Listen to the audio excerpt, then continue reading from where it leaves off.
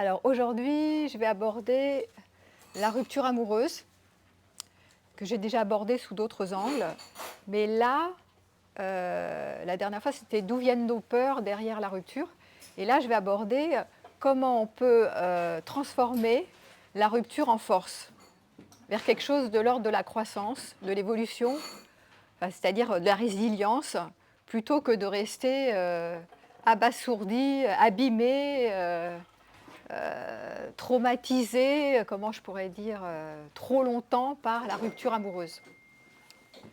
Alors, on sait que la rupture amoureuse, ou la rupture, ça peut être une rupture professionnelle, familiale, amicale, qui est forte. Toutes ces ruptures-là, c'est comme si quand on est dedans, on a l'impression qu'on ne va jamais s'en remettre en fait. C'est comme si on était, bon, pour moi, je pense que si vous êtes là, c'est que vous avez déjà vécu des ruptures douloureuses. Et c'est vrai que quand on est dedans, et que c'est très violent et c'est brutal souvent, mais même si on s'y attend, au moment où ça arrive, il y a comme un effondrement. On a l'impression que jamais on va remonter la pente, quoi. Donc ça peut être, c'est comme une fracture, c'est comme une déflagration en fait. Bien souvent, pas pour tous, ça dépend des ruptures, mais il y a des ruptures qui fait vraiment une chute vertigineuse, quoi. Et parfois, on est dans le tunnel et on a l'impression qu'il n'y a pas de sortie, que c'est vraiment une impasse. Je ne sais pas si vous l'avez déjà vécu. Par exemple, là, euh, fermez les yeux 30 secondes, rien que pour vous mettre dans le bain. Je vous propose de fermer les yeux, mais quelques secondes, juste pour vous mettre en contact avec une rupture amoureuse ou familiale, enfin une rupture difficile. Voilà. Pensez à une rupture difficile. Prenez un exemple de votre vie où vous avez été dans quelque chose de très douloureux. Et à l'époque, c'était très compliqué pour vous. Voilà. Ok. Regardez comment vous vous sentiez à ce moment-là, quand c'était dans la traversée la plus dure, quoi. Voilà. Quelles émotions, quelles pensées vous aviez, etc. Voilà. Repensez à une rupture vraiment rude. Et puis, rouvrez les yeux. Enfin, si vous ne les avez pas fermés, rouvrez-les. Sortez du souvenir, là. Revenez là, avec moi, avec nous. Et regardez que vous êtes là. Là, vous êtes là, vous êtes assis sur la chaise avec moi, ici et maintenant, dans le présent. Et vous avez survécu à 100% de vos pires jours. La preuve, c'est que c'est plus là. Sauf si vous êtes en période, alors là peut-être que vous êtes encore dans la période de la rupture, mais pour ceux pour qui c'est derrière, ben voilà. Donc vous vous en êtes sortis, vous avez survécu, vous êtes sain et sauf, vous êtes peut-être plus dans, vous êtes dégagé de cette histoire, vous êtes passé à autre chose, vous avez tourné peut-être une page, et peut-être que c'est même devenu une force. Enfin, c'est devenu, vous avez peut-être conclu des choses, abouti à des conclusions, parce que toutes les crises souvent ramène à revisiter son identité, son moi, sa manière de fonctionner, de s'écouter souvent davantage, de faire différent. Et c'est aussi l'intérêt, c'est pour ça de parler de ça ce matinée-là, de voir comment ça peut devenir votre plus grande ressource que de traverser des ruptures extrêmement compliquées et douloureuses. Voilà. Ce qui est souvent vu comme une épreuve peut vraiment, à la fin, à la toute fin, devenir un cadeau. On appelle ça d'ailleurs dans les étapes du deuil, c'est la fin, c'est le cadeau qui est la fin des étapes du deuil. C'est ce que je reçois, dont je ne m'y attendais pas après avoir traversé. Il faut traverser. Donc là, je vais vous... Alors, ça, c'est l'objectif de cette conférence, qui est comment transformer la rupture en force. Puis ça va concerner aussi ceux qui sont en moment de rupture, qui sont encore plongés dans la rupture, qui ne sont pas sortis du tunnel. Et puis, je vais, dans le plan, déjà, dans la partie 1, comprendre ce qu'est la rupture. Pourquoi est-ce qu'on va s'y battre quand on passe dans une rupture amoureuse ou autre. et puis après trouver des pistes pour être résilient, quoi. Qu'est-ce qui peut vous aider dans ces moments-là pour traverser aussi le mieux possible? Qu'est-ce qui peut vous faciliter la vie? Qu'est-ce qui peut vous empêcher de vous faciliter la vie? Quels sont les pièges, hein, qu'on peut avoir aussi quand on traverse quelque chose de très difficile?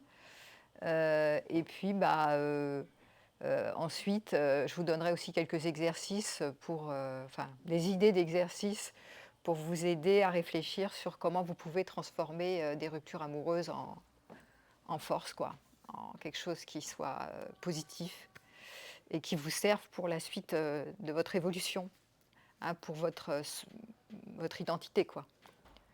Et souvent, dans ces périodes-là, vous allez voir que vous allez apprendre à découvrir qui vous êtes au fond, si vous êtes plus le compagnon ou la compagne, ou le projet couple, ou au service de la relation.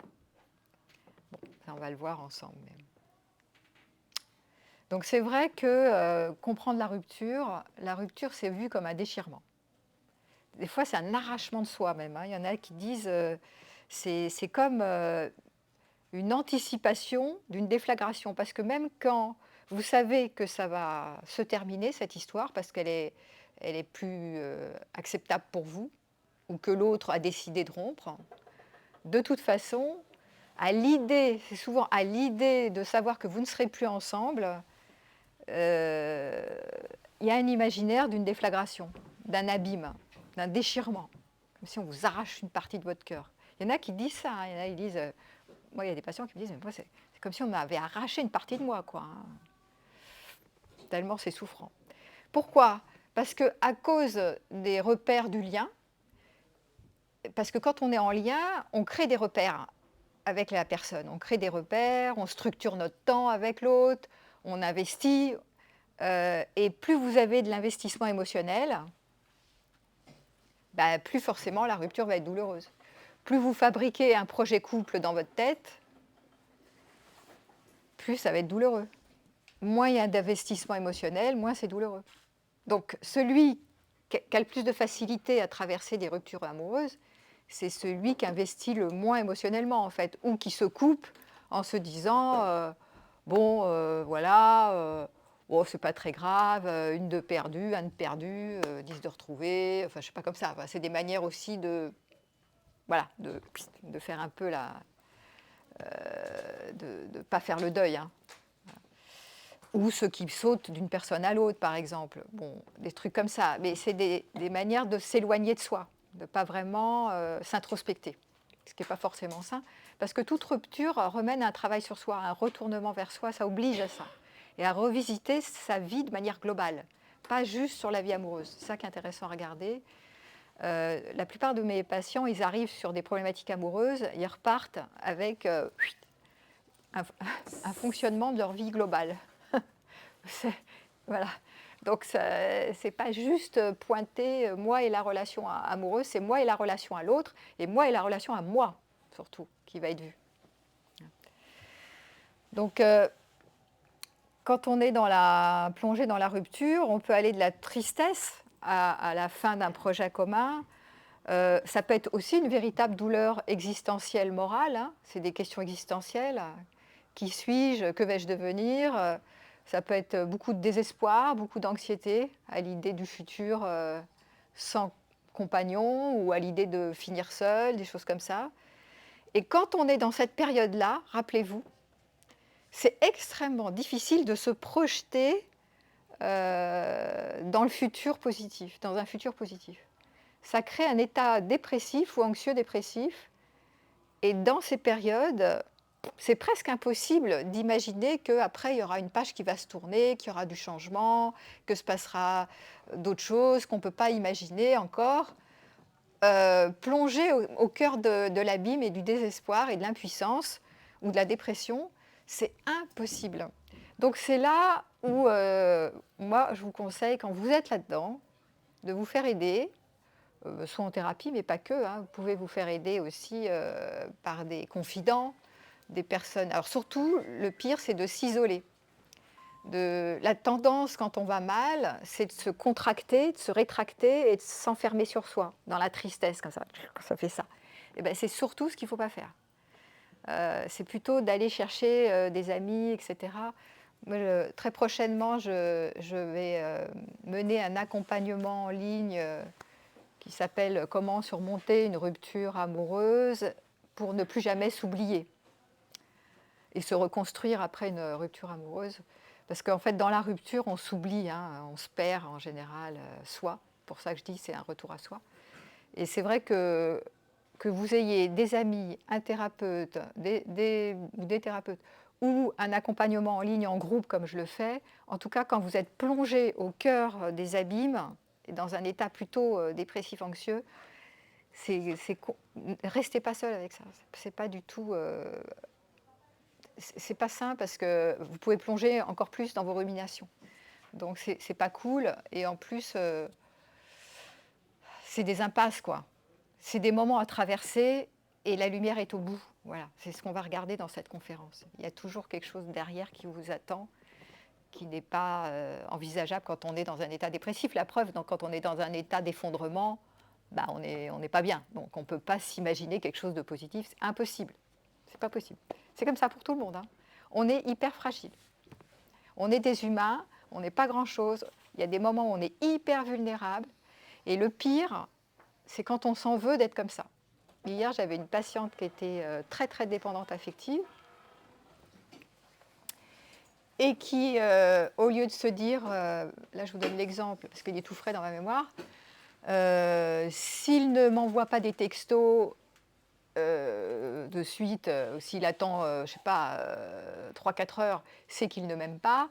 S'il ne me répond pas à ma question, c'est qu'il ne m'aime pas. S'il n'a pas envie de me voir ce week-end, c'est qu'il ne m'aime pas. Donc c'était toujours il, et c'est très interprétatif, parce que ce n'était pas forcément vrai, et même que c'était même pas vrai, puisqu'il lui répondait, mais non, moi je comprends ta souffrance, mais là je ne suis pas disponible. Donc c'était pas vrai, mais comme elle avait eu le schéma abandon, qu'il y avait des traumas dans son parcours, elle était toujours sur il, elle se méfiait toujours. C'est que il n'est pas là pour moi, c'est que il ne peut pas être empathique avec moi, c'est parce que il ne peut pas me considérer. Donc c'était toujours il.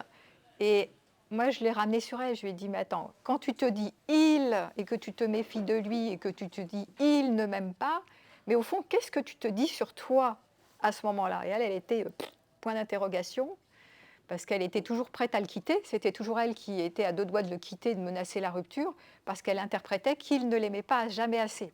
D'accord? Donc il y a des gens comme ça qui rejettent avant d'être rejetés, parce qu'ils sont très méfiants et que l'autre devient l'ennemi, en fait. Et c'était son cas, alors que l'autre, ce n'était pas un ennemi particulièrement, mais elle souffrait de peur d'être trahie et d'être abandonnée. Donc dans son histoire, ça se finissait toujours mal. Et elle se disait, je lui ai fait clarifier qu'elle se disait, mais quand il, nanana, je me dis que je ne suis pas assez quelque chose. Je ne suis pas assez intéressante, je ne suis pas assez bien pour lui, je ne suis pas assez capable de le garder, je ne suis pas assez compétente, je ne suis pas assez responsable de gérer ma souffrance, je ne suis pas, j'ai fait 20 ans de thérapie, mais j'en suis toujours là. Voilà, donc c'est tous les trucs hyper négatifs. Donc elle avait un parent persécuteur très très profond, en fait, très puissant, et elle avait zéro bienveillance vis-à-vis d'elle. Donc elle disait, je fais de la merde, c'est à cause de moi que je vois bien que j'exagère, que je lui fais des crises, que je deviens agressive, alors qu'il a l'air plutôt empathique, et c'est moi qui fous le bordel, et je ne peux pas m'en empêcher, et tatati. Alors là, c'est un exemple tout frais d'hier. Et j'ai vu avec elle qu'elle se disait, je ne suis pas assez digne d'être aimée, hein, je ne suis pas assez, alors elle se faisait toute la liste là.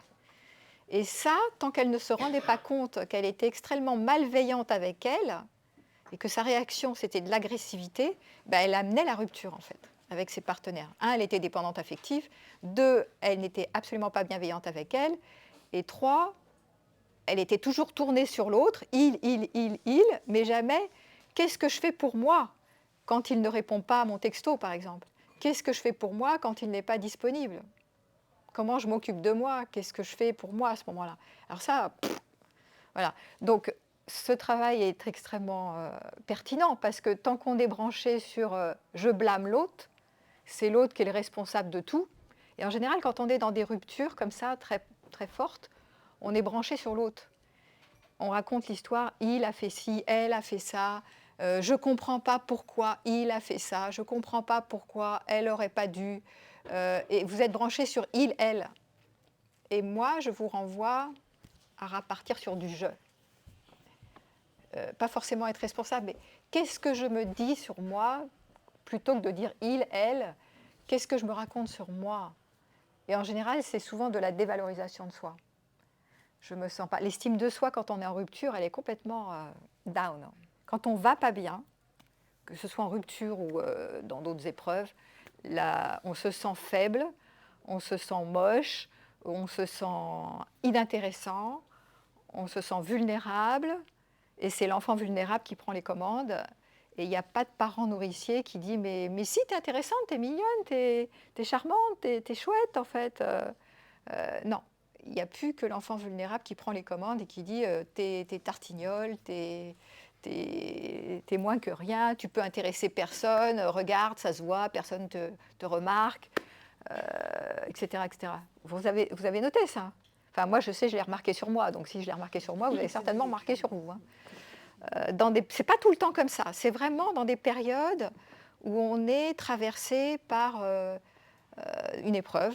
Et la rupture amoureuse peut être une véritable épreuve, surtout quand on est parti dans un projet couple et qu'on s'est vraiment mis dans la tête du mythe romantique qu'avec cette personne, ça allait être solide, qu'on allait s'investir, qu'on allait être des alliés, qu'on allait franchir les obstacles ensemble. Voilà. Et c'est l'histoire du mariage. Hein. On va se soutenir, on sera ensemble, on va construire ensemble, à deux, on sera plus fort, etc. Et quand ce projet couple, d'un coup, s'arrête, votre imaginaire s'arrête avec. L'imaginaire de la construction du couple s'arrête avec, et brutalement. Et du coup, vous revenez à une moitié de vous. Certains, c'est une moitié de moi-même, quoi. Qui suis-je sans l'autre? Voilà. Donc, la rupture va vous obliger à faire face au vide affectif, évidemment. Qui suis-je sans l'autre? Sans cette personne? Et parfois, alors ça aussi, je vous donne une information qui peut être intéressante pour traverser une rupture et que ça devienne une force, parce que ça va vous apprendre à apprivoiser le vide affectif. C'est obligé, hein, vous n'avez pas le choix. Soit vous le fuyez, ce vide affectif, en mode je me distrais tout le temps, je sors tout le temps, j'appelle tout le temps des amis. Bon, si vous ne pouvez pas faire mieux, vous le faites. Hein. Mais l'idée, ça va être d'apprivoiser aussi ce vide affectif, de s'y approcher pour pouvoir le contenir, sans rester sur le canapé du matin au soir comme ça, en mode je suis seule dans la dépression, hein, évidemment, mais d'apprivoiser. Et il faut savoir qu'à l'intérieur du vide affectif, très souvent, quand c'est horrible pour vous d'être dans le vide, c'est qu'il y a, de manière physiologique, un empilement de figements. Alors, qu'est-ce qu'on appelle le figement? C'est toutes les mémoires des traumatismes du développement où vous avez stocké des moments d'impuissance, où vous ne pouviez pas vous opposer à vos parents ou à vos profs ou aux adultes. C'était impossible puisqu'ils étaient 10 fois plus grands que vous et vous étiez comme ça, tout petit. Alors ça peut être même in utero, hein, ça peut être même dans le bébé, hein, si vous n'avez pas de mémoire, des souvenirs. Mais vous ne pouviez ni fuir ni attaquer parce que les autres, ils étaient immenses et ils avaient le pouvoir sur vous. Et vous étiez dépendant d'eux en plus. Donc, quand vous aviez des sentiments d'impuissance, que ce soit dans n'importe quelle situation, et tous les enfants de la Terre vivent des moments comme ça d'impuissance, où ils ne sont pas pris en compte, où on ne leur explique pas gentiment ce qui se passe, où on les prend, les met là, ils vivent des choses terribles, eh bien, ça va créer dans la physiologie des stocks de rage, de désespoir, d'impuissance, de tristesse, de désolation, de peine, de honte aussi. Hein. Il peut y avoir la honte de ne pas pouvoir s'en sortir, de ne pas pouvoir faire mieux, ça concerne aussi les abus, hein, souvent, j'ai honte de ne pas avoir pu repousser l'agresseur, etc. Donc il va y avoir un stock d'émotions très fortes et de sensations très fortes aussi, de ne pas avoir pu ni repousser, ni avoir pris la fuite. Donc ça fait des charges énormes dans l'organisme qui restent stockées. Et c'est ce qui va créer aussi ces sensations adultes de vide affectif abominable. Quand vous allez, par exemple, à l'occasion d'une rupture amoureuse, sentir ce vide, ça va vous ramener à tout ce stock des empilements de figements où il y a tout ça en dessous. Mais ça, vous n'en avez pas conscience en fait, parce que c'est purement physiologique. Donc vous n'avez pas conscience que quand vous êtes dans l'horreur de toucher le vide et que vous n'avez qu'une envie, c'est de grignoter, de jouer à un jeu vidéo, de sortir, de retrouver un nouvel amoureux, de travailler de manière, de tomber dans une addiction, de travailler comme une dingue, de je ne sais pas quoi faire pour vous sortir de ce vide affectif, c'est parce qu'il y a l'empilement de figements qui est en dessous. Et c'est ça qui est intéressant à regarder. Alors ça ne s'enlève pas comme ça, enfin, ça se... Pas, c'est juste qu'il faut... alors nous en thérapie, on va travailler avec ce qu'on appelle la titration. C'est qu'on va faire avec un peu, hier je l'ai traité comme ça, patiente, tu sens un peu de tristesse par rapport à ton père qui te faisait subir ça, parce qu'elle était toujours en colère contre les mecs, parce qu'elle avait mis la colère à la place de la tristesse, parce que quand elle était triste, personne, ou vulnérable, personne ne s'occupait d'elle. Donc elle avait mis comme émotion écran la colère, l'attaque. Je vais attaquer, ça marche mieux. C'est une réaction de survie, hein. Si j'attaque, si j'agresse l'autre, peut-être que je m'en sortirais mieux que de montrer ma vulnérabilité, puisque quand j'étais très triste et très vulnérable, il n'y avait vraiment personne pour moi. Donc j'ai appris à mettre cette réponse à la place de la tristesse. Et à un moment donné, elle a touché un petit peu de cette tristesse, et puis très vite, elle s'est déconnectée par rapport à un souvenir d'enfance, parce que quand on touche un peu une mémoire de... Ça peut être la colère, là, elle c'était la tristesse, hein. Mais il y a des gens qui ne peuvent pas toucher la colère, ils mettent de la tristesse à la place de la colère. Quand on touche un peu de l'émotion interdite, ça déconnecte, c'est-à-dire qu'après ça coupe en fait. D'accord ? Mais ce n'était pas grave. Je dis, sens un peu de cette tristesse et déjà c'est énorme. Voilà.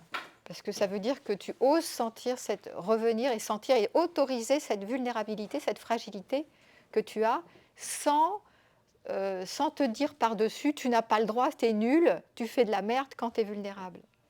C'est ça qu'elle se disait. Tu n'as pas le droit d'être vulnérable, tu dois te remontrer forte et attaquer, riposter, t'opposer. Évidemment, c'est une réponse qui ne marche pas. Parce qu'elle était trop tout le temps impulsive, en colère, et après elle s'en voulait et se sentait coupable. Bon, voilà, c'est un exemple que je vous donne parce qu'il est d'hier. Mais c'est intéressant de voir que quand vous touchez, vous vous approchez de ce vide affectif suite à une rupture amoureuse, eh ben, il y a dedans la rage, le désespoir, la tristesse qui est contenue comme un trou vide. D'accord ? Et il va falloir apprivoiser ce vide plutôt que de le fuir tout le temps. Voilà. Ça, c'est aussi un accompagnement que je fais en septembre prochain qui s'appelle apprivoiser le vide affectif, sortir du vide affectif. Voilà. Je fais surmonter la rupture amoureuse, des fois je fais le vide affectif. Là, en ce moment, je fais un accompagnement sur l'attachement anxieux évitant. Mais de toute façon, je fais toujours travailler sur comment aller vers soi, quoi. Comment devenir plus solide, comment ramener des fondations en soi et lâcher un peu l'autre. Parce qu'être toujours branché sur le contenu de l'autre, il m'a fait ci, il ne m'a pas fait ça, il aurait dû, il n'aurait pas dû, vous perdez là. Revenez sur soi, c'est ici que ça se passe, quoi. Alors, l'intensité de la rupture, enfin de la souffrance de la rupture, elle est liée au profil de personnalité et aussi à la durée de la relation. Si c'est une relation très éphémère sur laquelle vous n'avez pas investi, hop, hop, hop. Et selon votre profil de personnalité, il y a des personnalités un peu adolescents comme ça qui passent, qui butinent, qui passent de l'un à l'autre, voilà, qui ne s'investissent pas trop. J'avais parlé du clivé de l'amour dans mes profils amoureux, j'avais écrit un bouquin là-dessus. Il y en a qui survolent un peu la relation et qui n'ont pas trop envie de s'investir, enfin qui ne peuvent pas, c'est pas qu'ils n'ont pas envie, c'est qu'ils ont du mal à s'investir émotionnellement. Bon, il y en a qui s'investissent trop, d'autres pas assez. Donc ceux qui donnent tout, qui s'investissent trop, c'est ceux qui vont évidemment le plus souffrir. parce qu'ils vont surinvestir la relation, se surattacher en imaginant, et ça c'est le mythe romantique, que l'autre va, enfin, je sais pas, les sauver, les réparer. Ici, par exemple, à ma patiente d'hier, c'était l'autre allait lui faire savoir qu'elle était quelqu'un de bien, puisqu'elle ne se trouvait pas assez quelque chose, elle trouvait qu'elle n'avait pas de valeur. Donc l'autre allait lui faire savoir qu'elle avait de la valeur. Euh, Bah non, ça ne marche jamais comme ça, parce que l'autre, il peut te faire savoir que tu as de la valeur un jour, et puis le lendemain, il va te critiquer. Et en plus, quand tu te sens jamais assez quelque chose, quand lui, il lui disait mais t'es pas capable de je sais pas quoi, elle disait bah oui, s'il le dit, c'est que c'est vrai, puisque moi je me dis moi-même que je suis pas capable de quelque chose. Bon, voilà, non, ça marche pas ce truc-là. L'autre peut pas passer votre temps à vous louanger. Hein. Personne ne peut vous louanger du matin au soir. Hein. Tôt ou tard, on vous fera des reproches, hein, on va vous lancer des tomates. Hein. Donc, on ne peut pas plaire à tout le monde. Ça, c'est juste impossible. Mais de savoir que c'est vraiment le travail de l'estime de soi, c'est vraiment quand je me dis je ne suis pas assez quelque chose, bah, il va falloir transformer le truc en me disant bah, attends, oui, je ne suis pas assez comme tout le monde, mais je suis aussi, voilà, il faut aussi que je me trouve intéressante. Et comment je me fais pour me trouver intéressante? Bah, en faisant des choses qui m'intéressent. En me regardant dans le miroir, par exemple, bon là, elle n'avait pas le problème de se trouver moche. J'avais un patient aussi qui, il était rigolo, c'est celui d'avant-hier, il me disait moi je me trouve beau, mais je me trouve, pour plaire aux femmes, je me trouve pas assez drôle. Et je me trouve introvertie. Bon, bah, pourquoi pas? Il y en a de ces trucs des fois. Bon, pourquoi pas?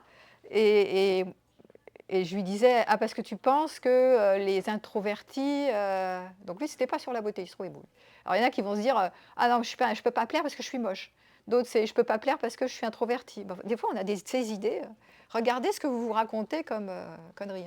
Hein. Bon, pourquoi pas? Alors qu'il y a plein de gens qui sont introvertis qui plaisent plus que des extravertis, par exemple. Moi, j'ai dit, moi, les introvertis m'intéressent plus que les extravertis qui souvent parlent pour ne rien dire. C'est un peu remarque-moi, remarque-moi. Mais non, lui, il était persuadé que parce qu'il était introverti. Pourquoi? Parce que quand il avait été à l'école, on s'était moqué de lui parce qu'il était timide et qu'on lui avait dit t'es nul parce que t'es timide. Donc il s'était resté dans sa tête si je suis un timide, je suis discret, je suis introverti, donc je plairai jamais à personne, je suis pas drôle. Voilà, voilà, voilà. Vous voyez les fabrications des étiquettes qu'on se fait et après ça reste à l'âge adulte et on se raconte n'importe quoi. Voilà. Donc c'est intéressant de voir, mais qu'est-ce que je peux me raconter comme connerie sur moi-même? Et donc il va falloir changer ça en se trouvant intéressant à ses yeux. Je lui ai dit, écoute, arrête de te dire, regarde toute la journée quand tu te dis sur toi-même, je ne suis pas drôle, je suis trop discret. Euh, Piste ce truc-là. Piste le parent, on appelle ça le juge ou le parent persécuteur. Comment tu te maltraites en te disant ça toute la journée? Et regarde dans les groupes de travail que les introvertis, la plupart du temps, ils ont plus de chances d'être pertinents, ils prennent plus de recul que les extravertis, les grandes gueules, là, qui ramènent leurs fraises pour ne pas dire grand-chose. Mais vérifie-le. Voilà. Donc c'est en travaillant un peu comme ça qu'on peut commencer à changer ces circuits neuronaux, hein, parce que c'est des engrammes en fait. Hein. Voilà. Donc c'est pas simple, parce que quand on croit vraiment à un truc, en fait c'est un surcouplage. Hein. Si je suis timide, si je suis introverti, je suis déplaisant, je ne suis pas aimable. Bon, bah, donc il faut qu'il enlève. Si je suis introverti, je suis introverti. Et je lui ai dit, tu n'es pas introverti. En plus, c'est faux. Tu ne peux pas être introverti tout le temps. Il y a des moments où tu te lâches. Bah oui, c'est vrai. Voilà. Donc on se raconte souvent des trucs. Elle se dit, je ne suis pas intéressante. Et puis 10 minutes après, là, cette patiente, elle me dit, mais c'est pas vrai ça. Il y a des fois, je suis intéressante. Des fois, je sais que j'ai de la valeur. Des fois, quand j'ai des copines, je leur apporte vachement de trucs et tout, j'ai de la valeur. Mais quand je suis en relation amoureuse, je me trouve vraiment inintéressante. Qu'est-ce que tu te racontes? Donc, on se raconte vraiment des trucs. Voilà. Donc ça dépend, la rupture, elle va être d'autant plus douloureuse du profil de personnalité, de ce qu'on se raconte sur soi, de l'estime de soi, de l'expertise d'avoir subi plusieurs ruptures. Plus vous avez subi des ruptures, plus vous avez un peu de maîtrise, que vous savez que ça va passer et que les choses vont se transformer. Voilà. Moins vous en avez vécu, plus vous plongez, surtout quand vous avez tout misé sur le cheval. Voilà, donc une troisième séparation, c'est souvent moins douloureux que la première, qui est surinvestie d'amour idéal. Sauf pour ceux qui surinvestissent toujours d'amour romantique idéal et qui continuent d'avoir le mythe romantique. Donc, pour ceux qui ont toujours le sentiment d'être abandonniques et d'avoir besoin de quelqu'un pour vivre bien, bon, bah, ça peut s'avérer encore un échec relationnel. Mais pour ceux qui ont compris que le mythe romantique n'est pas nécessaire, que bah, c'est à nous de nous occuper de nous et de nous aimer et de nous respecter, bah, les troisième ruptures, quatrième ruptures, bah, elles sont plus simples en fait. Il y a beaucoup moins le problème si l'autre me lâche, ma vie est foutue, que vais-je devenir, etc. Bon, alors, euh, vous avez remarqué que souvent, dans les peines d'amour comme ça, vous avez quelque chose d'obsessif, ce qu'on appelle la limérance. J'avais fait des articles, vous pouvez retrouver les articles sur la limérance. Je mettrai les liens sous la vidéo si vous voulez les retrouver. J'ai fait des articles sur mon site sur la limérance. Et ça devient... quand on est obsédé par quelqu'un, quand on est en rupture, ça prend de l'énergie en fait. Et ça aggrave un état dépressif. Donc comment on fait pour sortir des ruminations, souvent c'est se distraire, hein, c'est se défocaliser de soi, souvent contribuer aux autres, par exemple comme je le fais, ça m'évite de ruminer sur mes problèmes perso. Euh, c'est vrai en plus, hein, de se dénombriliser, on va dire, et de s'intéresser à des choses, à des ressources, à des choses qui vous intéressent. C'est pas miraculeux, mais c'est mieux que de se surfocaliser sur soi. Voilà. Voilà, c'est des petits trucs comme ça, hein, mais c'est vrai que ces peines d'amour, en fait, elles ravivent les peines de séparation d'adolescents. Ça ravive toutes les séparations, hein, séparation d'abandon avec les parents, ça ravive toutes les peines, en fait. Voilà. Donc, je me demandais si quand vous êtes dans des peines comme ça, des gros chagrins d'amour, qu'est-ce que vous faites? Quel est votre... tiens, je vais vous passer le micro. Quelle est votre tendance? Est-ce que vous avez tendance à écouter la douleur ou à partir ou à la fuir, euh, à la juger? Qu'est-ce que vous faites quand vous êtes en peine comme ça, en chagrin? Donnez quelques réponses, ça m'intéresse de savoir qu'est-ce que... Je peux commencer à remarquer parce que je suis Oui, en plein, vas-y, vas-y. plein Qu'est-ce que concert. tu fais quand tu es en peine comme Je ça? suis passée partout, moi. En fait, j'ai essayé de fuir, mais je me suis trouvée sous emprise, donc j'ai pas pu fuir. Je me suis dénutrie jusqu'à peser 40 kilos pour 1,80 m. Ah oui, Ah effectivement. oui, j'ai eu tout, hein. Ah oui, ça a été Et loin. ouais, ouais, très violent. Et puis là, je suis partie complètement de chez moi, divorcée, enfin voilà, quitter tout, ville, région, amis, enfants, il n'y a plus Oui, tu as mis personne. vraiment la... C'est une catastrophe. Et en fait, j'ai fait que me nourrir, en fait, tout en apprenant, parce que c'était un peu spécial. J'avais un lien subtil qui, on va dire, entre guillemets, m'éclairait. J'ai appris à m'auto-régénérer, mais par contre, au niveau... pour parler, non, je mangeais, en fait. Je mangeais, mais... plein de petits repas fractionnés pour fuir, justement. Je voulais pas aller dans le ressenti, c'était trop violent, Ouais, beaucoup c'est trop ça, violent. tu ne pouvais pas c'est Non, intéressant non. ce que tu dis, que c'était trop violent, tu ne pouvais pas t'approcher de cette douleur. Ah non, même là encore, Tu l'as fui. justement, j'essaie de venir un peu comme là. C'est la Ouais. deuxième fois que je viens parce que trop coupée du monde, dès que je me retrouve un peu trop seule chez moi, ça m'agresse dans l'estomac, c'est une horreur, quoi. Ok. Ouais. Bah, c'est chouette. Merci de ton témoignage et de ton Voilà. authenticité parce que d'abord, ça peut résonner sur pas mal de personnes qui vivent des ruptures très très douloureuses. Et toi, je parlais du vide affectif, Ah oui, oui. comment ça peut être très profond et ça ravive des histoires anciennes, hein, très archaïques Ouais. parfois. Hein. Bah oui, c'est allé jusque-là, oui, effectivement. Eh ben oui. Mais en plus, sans pouvoir échanger avec quelqu'un, parce que moi j'avais conscience que je voulais parler à quelqu'un, mais le peu de personnes que j'appelais, c'était un peu spécial, on était vraiment sous emprise. Hein. Je me suis retrouvée, enfin c'est un peu ce qu'on appelle une emprise perverse narcissique, enfermée avec mes enfants, enfin bon. Et donc, même les amis, tout ça, ont lâché. Donc, j'essayais d'appeler à Ah bon? l'extérieur pour trouver de l'aide, mais j'avais pas cette aide. Donc, en plus, ça réveillait d'autres blessures de Pourquoi tes vraiment être amis t'ont abandonnée, lâché? mais à Parce un que point de mourir, quoi. comment ça se fait que tes amis t'ont lâché? Oh, c'est particulier, ça a Ouais, duré dans la durée. c'est bizarre. Oui, parce qu'à force de te dire tu devrais le quitter, tu le quittais pas, c'est ça? J'ai... Bon, c'est particulier. Il y a une histoire aussi avec du surnaturel avec. Donc, c'est... Bon, Voilà. enfin Je ne vais pas bref, aller plus toujours loin. est-il Voilà, que... dans le rationnel, toujours est-il qu'au niveau... Ah ouais, ouais, voilà, c'est vraiment une emprise. Et en plus, il y a eu tout le fait d'être abandonné, pas pouvoir se sauver, pas pouvoir être aidé. Il y a eu ouais, vraiment la totale. ouais, c'est ça. Donc, vous avez vu, ça je l'ai dit au tout début, hein. Surtout ne vous isolez pas. Arrangez-vous pour jamais vous isoler quand vous traversez une épreuve, que ce soit une épreuve, n'importe quelle épreuve. Ne vous isolez pas, ça c'est l'erreur à ne pas faire. Si vos amis vous lâchent, ça veut, ouais, trouvez-en d'autres, mais ça veut dire que vous devez, ça veut dire quoi? Ça veut dire que vous devez cultiver, alors bon, là c'est une, t'as raison, là c'est une période comme ça, mais tu dois apprendre, vous devez tous apprendre à cultiver une liste de personnes ressources confidents. Il n'y a pas besoin d'avoir une cinquantaine, hein. 3 personnes suffisent, 2 personnes.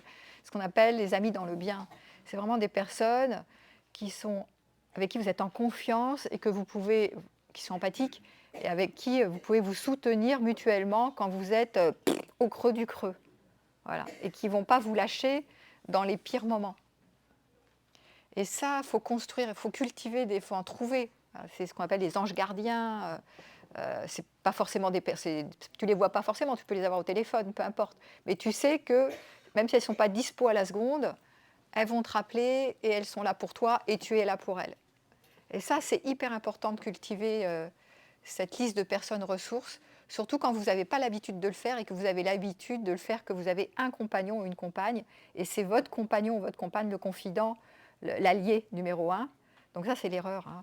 Ça veut dire que vous n'avez pas cultivé d'autres personnes ressources. Ça, c'est essentiel, essentiel. Donc si vous ne l'avez pas fait, commencez à le faire. Oui, puis aussi, quand il y a encore un peu, le peu d'amis qu'il y a, souvent les gens, c'est essaye de partir, essaye de faire ça, mais on ne Oui, peut mais pas dans là, l'instant. là c'est plutôt de... Voilà, là, ils ne comprennent pas parce qu'ils non, ne non. comprennent pas les phénomènes d'emprise Mhm. et de dépendance affective. Donc là, c'est plutôt thérapie ou accompagnement en groupe, comme je fais. Enfin, là, c'est plutôt se faire aider par quelqu'un qui comprend la mécanique, en fait. Parce que c'est vrai que tes amis, c'est comme quand tu es en dépression, bouge tes fesses. S'ils bougeaient, s'ils pouvaient le faire, ils le feraient.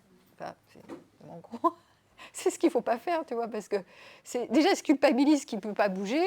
Donc, pareil, si tu pouvais partir, tu l'aurais fait, donc il n'y aurait pas eu de Tout à fait. problème. Donc, tu vois, c'est pas du tout adapté, en fait, parce qu'on ne comprend pas pourquoi tu n'arrives pas à te mobiliser pour partir, alors que tu sais rationnellement que tu dois partir. Donc, c'est pas comme ça qu'on va aider quelqu'un, évidemment. Mais bon, donc là, c'est plutôt, n'hésitez pas à prendre des thérapeutes qui peuvent vraiment comprendre l'ensemble des mécaniques, hein. Voilà. D'autres personnes qui peuvent témoigner aussi de s'approcher quand vous êtes dans la douleur, et notamment la douleur dans le corps ou la douleur émotionnelle. Ouais. Ben moi, oui, j'ai connu les stades mariés avec la grosse rupture, donc Ouais. le grand boom. Oui. Et donc, j'ai fait une résilience. Moi, je suis carrément partie de mon département. C'est comme elle. Voilà. Avec, bon, j'ai ma fille ici. J'ai un point, je sais pas. Donc, oui, c'était jusqu'à présent des rendez-vous manqués avec elle. Et maintenant, on est beaucoup plus proches. Avec ta fille. Oui, voilà. Donc tu vois, les choses se sont arrangées avec le temps. Voilà, oui, hein. Et c'est vraiment une grande résilience pour moi parce que c'est du renouveau. Voilà. Faut pas hésiter des fois à aller vers l'inconnu. Oui, c'est très touchant ce que tu dis, parce qu'en plus, quand t'en parles, tu as l'air très touchée. Tu as Oui, l'air très oui, émue oui, d'en parler mais comme ça. sereine parce que c'est un choix. Ouais. Un choix de, de, de vie parce que père tyrannique, après les hommes de ma vie, il y en a eu 3. Grande, c'est pas des. Mais à chaque fois, comme vous venez de dire, au bout du tunnel, il faut voir le soleil. Ouais. et y croire. Et donc, c'était sur quoi tu t'es appuyé? Sur quel courage? Enfin, sur quelle partie de toi tu t'es appuyé pour avoir l'élan Ben, la moi, partie... je fais des trucs spirituels en dehors, le yoga, tai chi. Ok, Ça m'a beaucoup aidé. Et des ok, bouquins. J'ai ok, beaucoup lu. ok, super. Voilà. Il Ok. faut aller le chercher. Hein. Oui, il faut aller chercher une Faut partie aller saine chercher. qui est la partie qui a envie Oui. de surmonter, de survivre, de passer à autre chose. Et elle a dit quelque chose de très important, c'est l'inconnu fait peur, le changement fait peur, et en même temps l'inconnu ouvre un espace, dévoile quelque chose qu'on ne connaît pas et qui peut être de l'ordre de la surprise et de la bonne surprise. Mais le problème, c'est quand on est dans le tunnel, on n'a que des pensées négatives en fait. On n'a pas du tout l'idée que le changement peut amener à quelque chose de mieux. On n'arrive pas à voir les choses comme ça. Je n'ai fait que ça. Tu ne peux pas sur le micro. Je n'ai fait que ça. J'ai vécu en Bretagne, donc 18 ans. Partir en Bretagne, fuir les parents de la Lorraine. Donc ça fait carrément... après revenir, partir de la Lorraine dans le sud. Je n'ai fait que ça et là, je fais... Oh bon. Donc il ne faut pas hésiter. Hein, Oui. Mais avec vraiment avec un accompagnement aussi. Oui, c'est mieux de Voilà. se faire soutenir par des pairs, des amis, des thérapeutes, de se faire aider, Voilà. de se faire bien, d'être bien Puis entouré. lire beaucoup. Moi, j'ai lu beaucoup des psychologies magazines avec des points Allez, bien stratégiques. point 1, point 2, Ce point que 3. vous venez de dire, en tout cas. Merci. Merci. Merci en tout cas à vous. Hein.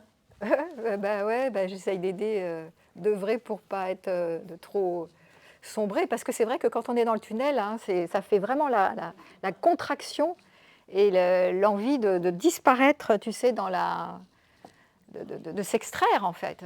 C'est vraiment ce qu'il ne faut pas faire, c'est vraiment de se faire soutenir et de ne pas s'isoler.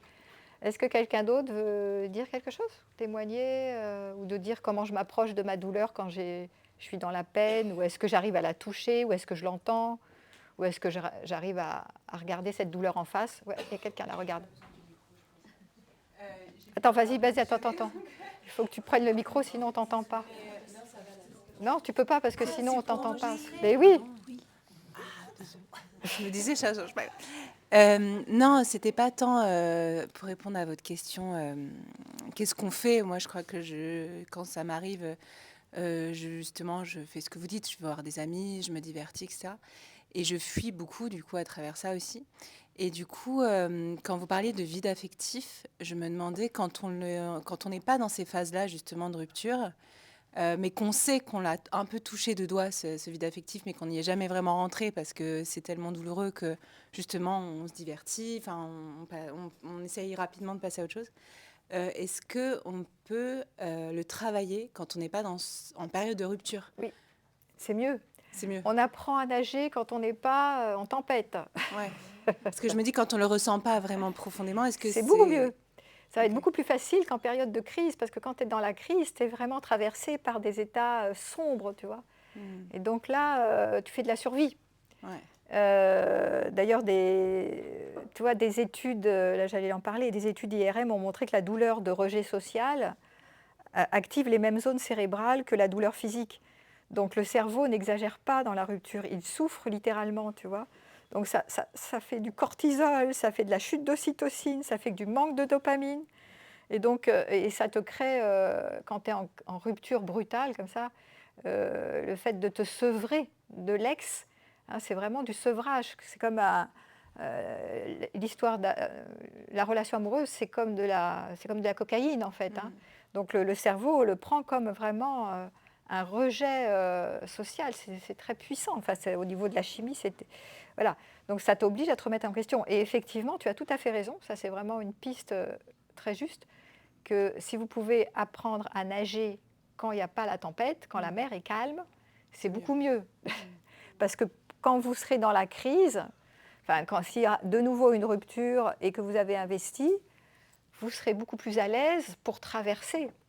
Parce que vous aurez déjà appris de l'ancienne rupture, vous aurez plus de fondation, plus de respect de vous-même, plus de compétences acquises pour vous débrouiller sans l'autre, pour vous aimer, pour pas vous trouver moche, inintéressant, vous dévaloriser. Voilà. Savoir que vous devez continuer cultiver vos amis et de faire appel à eux, enfin, ou à un thérapeute. Donc vous aurez appris des choses qui vont vous aider sur la prochaine rupture. D'abord, vous ne serez... C'est pour ça que j'ai dit qu'en général, on n'est plus tellement les mêmes quand on a traversé des ruptures et on s'est reconstruit, en fait, on a construit des fondations.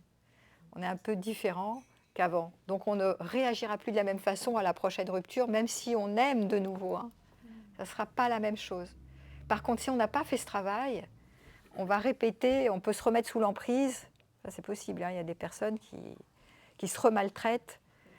Par exemple, je ne sais pas, tu as eu un père tyrannique, tu te remets avec un homme tyrannique, ou quelqu'un qui a eu un papa alcoolique qui se remet avec des hommes alcooliques, et ça recommence, et qui se refont maltraiter. Donc ils ont besoin de passer par plusieurs fois pour se dire, bon maintenant, il faut vraiment que je stoppe, c'est quelque chose chez moi qui ne va pas, quoi. C'est moi qui choisis mal, qui reste avec ce type de personne. Je dois vraiment me faire aider pour arrêter ces répétitions et comprendre quelque chose chez moi pour que ça change, en fait. Et m'approcher souvent de ce vide affectif, parce que ça va obliger à se travailler sur son vide affectif. Du coup, je fais un parallèle parce que vous parliez de rupture amicale. Je me demandais si c'est les mêmes processus, parce que je trouve qu'on n'en parle pas beaucoup, des ruptures amicales, et parfois c'est presque aussi douloureux qu'une rupture amoureuse. Oui. Est-ce que du coup c'est les mêmes processus? Oui. Enfin, je veux dire...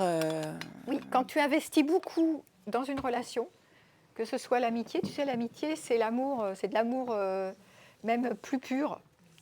Parce qu'il y a moins d'enjeux, souvent il y a moins d'attentes que l'autre soit... Tu sais, dans le mariage, on attend qu'il soit fidèle, qu'il soit soutenant, qu'il soit toujours là pour toi. Dans l'amitié, on met souvent moins d'enjeux comme ça. On a un peu moins d'attentes, c'est un peu plus pur, tu vois, moins dénué de fantasmes. C'est plus en contact avec la réalité. Donc on peut être extrêmement déçu si notre meilleur ami, par exemple, d'un coup s'éloigne de nous et qu'on n'a pas compris les motifs. Ça peut être vraiment une peine, de nouveau, tu sais, c'est comme des âmes sœurs, quoi. C'est comme, tu vois, vraiment, comme des jumeaux, des jumelles, des trucs comme ça. Et c'est très, très, très fort. C'est la même chose. Vous allez vivre le même syndrome. Je vous dis hein, que la douleur, voilà. C'est l'investissement que tu as mis dans la relation. Ça peut être une relation familiale. La perte d'une sœur ou d'un frère, quelque chose vraiment quelqu'un à qui tu tenais. Ça peut être une relation professionnelle, hein, on peut être très proche de quelqu'un au niveau professionnel. Enfin, toutes les ruptures sur lesquelles vous avez investi vraiment émotionnellement, la relation va vous causer une peine énorme et c'est très chimique. Hein. Beaucoup plus chimique qu'on ne le croit. Donc la volonté, souvent, la rationalisation, la volonté, elle n'est pas toujours au rendez-vous, malheureusement. Et c'est pour ça qu'on a le sentiment de perdre le contrôle, parce qu'on lutte contre une partie de soi qui est rationnelle, qui sait que ce n'est pas normal de plonger, mais qui n'arrive pas à reprendre le contrôle, parce que c'est physiologique. C'est pour ça qu'il faut être très bienveillant avec soi et comprendre que c'est plus physiologique que purement rationnel. Ça, c'est la première chose qu'il faut comprendre. Donc de ne pas s'en vouloir, de se dire je fais de la merde, mais pourquoi j'y arrive pas, je comprends que, je fais bien de ne pas rester là, mais je le sais, mais pour toi, je savais que je devais partir, mais pourquoi je ne restais pas, j'y arrivais pas. Pourquoi j'y arrivais pas, mais pourquoi j'y arrivais pas, parce que j'y arrivais pas. Parce qu'il y a une particularité aussi, j'ai une enfant autiste qui est restée avec mon ex-mari. Voilà, donc parce qu'il y avait ça, et que voilà, il y avait des facteurs, sinon tu serais parti, c'est évident. Voilà, tu peux te rasseoir si personne. Donc, autre chose aussi à dire sur la rupture, ça nous oblige à revoir notre représenté du couple. C'est l'imaginaire du couple. Qui suis-je sans le couple ? Donc, ça peut donner le sentiment de perdre son identité. Quand on est fortement associé à une représentation moi et le couple ne faisons qu'un, ou moi je rêve du couple, je ne veux pas finir seule par exemple. Donc il y avait quelqu'un la dernière fois qui m'avait dit dans la dernière conférence sur les peurs derrière la rupture, avait dit moi, j'ai eu vraiment le sentiment de perdre mon identité. Quand l'autre m'a quittée, j'avais vraiment l'impression de n'être plus rien. Qui suis-je sans l'autre, quoi? Parce qu'elle avait vécu 25 ans avec et que, voilà, d'un coup partie, c'était toute sa vie, quoi. Donc, ça va obliger à sortir des fantasmes de l'imaginaire du couple pour se mettre en contact avec la réalité. La réalité, c'est ce qui se passe de manière tangible ici. Donc, eh ben oui, ce n'est pas l'imaginaire du couple que je vais continuer de projeter toute ma vie en me disant le couple c'est mieux que d'être seul, il faut arrêter avec ça. Donc ça va vous obliger à remettre en question vos représentations, vos perceptions, vos imaginaires de l'amour et du couple. Et certains vont arriver au renoncement de cet imaginaire, de cette hypnose, de l'imaginaire du couple romantique, d'autres pas. Ceux qui veulent conserver l'imaginaire romantique, ben vous êtes mal barrés. Parce que vous êtes fragile sur les ruptures. Beaucoup plus que d'autres qui peuvent se dire je peux faire avec le couple et je peux faire sans le couple. Ça ne veut pas dire qu'il faut se priver du couple. Mais ça veut dire je ne me mets pas dans des histoires invraisemblables pour perdre 25 kilos, me détruire. Voilà. Je ne me mets en couple et je ne reste qu'en couple que s'il y a 70% de bons et 30% de pas bons. C'est normal que ce ne soit pas parfait, mais je ne reste pas s'il y a reste pas cette semaine j'avais un couple où il y avait 70% de pas bons. Ça ne veut pas dire pour autant qu'ils devaient se séparer. Je leur ai dit il y a quand même 30% de bons, puis il y a du potentiel. L'idée c'est peut-être, on appelle ça des ajustements créateurs, c'est-à-dire pas forcément jeter le bébé avec l'eau du bain, mais peut-être réfléchir ensemble sur des modalités de fonctionnement. Peut-être de ne pas habiter forcément au même étage. Hein, des fois, tu t'habites en haut, comme ça tu respires. Ils n'avaient pas les mêmes visions sur l'éducation, ils n'avaient pas les mêmes visions sur les goûts, leurs goûts, sur plein de choses. Ils n'avaient pas du tout les mêmes. Ils étaient complètement décalés sur leurs univers. Donc à quoi ça sert de se forcer à rester, à vivre ensemble et à dormir ensemble toutes les nuits s'ils se mettent sur la tête tout le temps parce qu'ils ne voient pas les choses de la même manière? Donc c'est pas forcément obligé de rompre. On peut très bien ajuster des modalités de fonctionnement. Tu vois, on peut fonctionner sur 2 étages ou habiter l'un à côté de l'autre, se voir un peu moins et partager que le bon, et respirer, se ressourcer avec mes amis. Toi, tu vas voir tes amis, on n'est pas obligé de avoir toujours les mêmes amis. Enfin, il y a des modalités d'ajustement, en fait. On n'est pas obligé de tout envoyer péter parce qu'on est fusionnel et que la représentation du couple, c'est de vivre ensemble, vivre ensemble, vivre ensemble. Alors, pas obligé, si ça ne marche pas, ça ne marche pas. Par contre, c'est s'arranger pour augmenter, plutôt de faire que 30% de pas bons, est-ce qu'on peut faire 50, 60% de bons? Et pas obligé de tout faire toujours. Donc il faut réfléchir ensemble. Et il faut que les 2 partenaires soient d'accord pour revoir leur fonctionnement et leur modalité de fonctionnement. Quand ce n'est pas des histoires toxiques, évidemment. Voilà. Donc ça oblige à revisiter vos représentations de vivre en couple. Est-ce que c'est être sur le même territoire? Ça, c'est un sujet de conférence que je donnerai. Est-ce qu'il faut vivre ensemble ou à distance ou sur deux maisons différentes? Qu'est-ce qui est mieux? J'étais interviewée à la radio là-dessus. Voilà, intéressant. Hein. La rupture nous met toujours obligatoirement en contact avec notre besoin d'aimer et d'être aimé. Et ça confronte à la peur de la solitude où beaucoup de couples restent ensemble malgré tout par peur d'être seuls, quoi, de se retrouver seuls à la fin. Vous voyez autour de vous plein de couples qui restent ensemble pour de mauvaises raisons. Et ce besoin d'aimer et d'être aimé, alors je le dis souvent, mais je le redis à chaque fois, mais c'est pas grave parce que tout le monde n'écoute pas toutes mes anciennes conférences. C'est pour ça que je me permets de répéter. On a quand même moins besoin d'être aimé quand on est plus adulte, quand on est plus grand, que quand on est petit, quand on est dépendant. On a beaucoup plus besoin, alors quand on est petit, c'est essentiel d'être aimé, et en général, les parents ne sont pas très pédagogues, ils ne sont pas très à la hauteur du rôle parental, la plupart. Il y en a qui sont des bons parents, mais il y a beaucoup de parents qui ne sont pas pédagogues pour un sou. Merci de fermer vos téléphones. Mais par contre, quand on est plus grand, enfin nous là, dans cette salle, on n'a pas tant besoin de ça, d'être aimé par une et une seule personne. On a plus besoin de contribuer, d'aimer de manière plus large, d'aimer qui on est, de ne pas se dévaloriser, d'aimer ce qu'on se donne à vivre, de retrouver le goût de la curiosité, de quoi je suis curieux dans la vie, qu'est-ce qui pourrait m'intéresser, qu'est-ce que je pourrais explorer. Alors évidemment, ce n'est pas quand on est en état de dépression qu'on a le goût de quelque chose.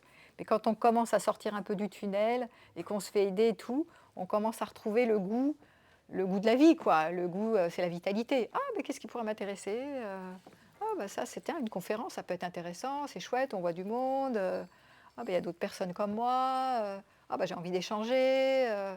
Ah, bah j'ai envie d'écouter un tel. On retrouve le goût. Voilà, le goût et la curiosité de s'intéresser à des trucs. Donc, on a peut-être moins besoin d'être aimé par une et une seule personne, mais peut-être plus le goût de la vie en général. Retrouver le goût du vivant.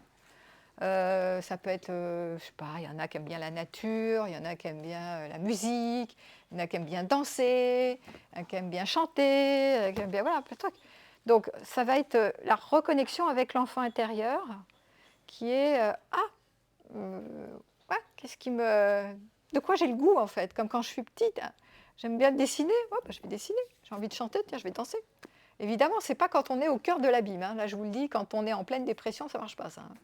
Donc c'est quand on commence à sortir un peu des bas, à remonter un peu, n'est-ce pas?